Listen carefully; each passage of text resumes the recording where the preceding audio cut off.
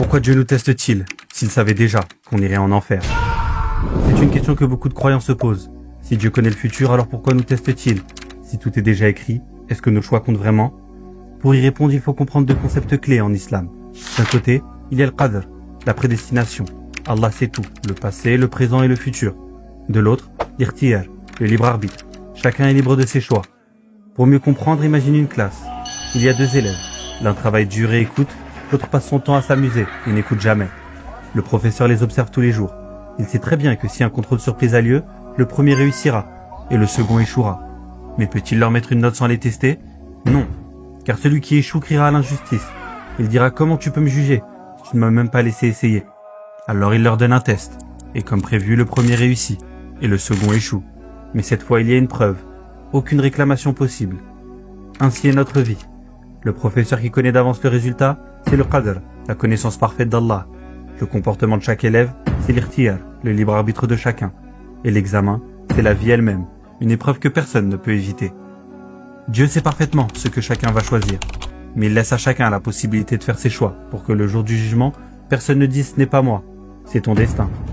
Et Allah nous le confirme dans le Coran. Dans la sourate El-Kef, il nous dit: quiconque veut croire qu'il croit, et quiconque veut mécroire qu'il mécroit. Preuve de notre libre arbitre. Alors non, ce n'est pas parce qu'il sait que tu n'as pas choisi, et ce n'est pas son savoir qui t'envoie en enfer. Ce sont tes propres choix.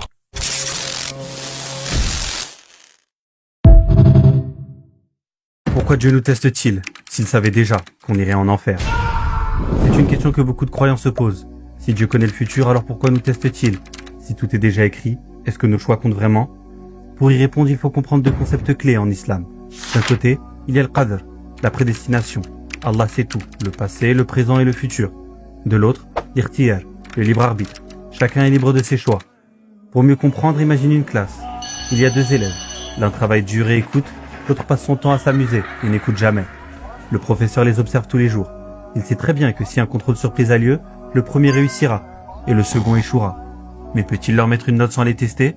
Non, car celui qui échoue criera à l'injustice. Il dira: comment tu peux me juger? Tu ne m'as même pas laissé essayer.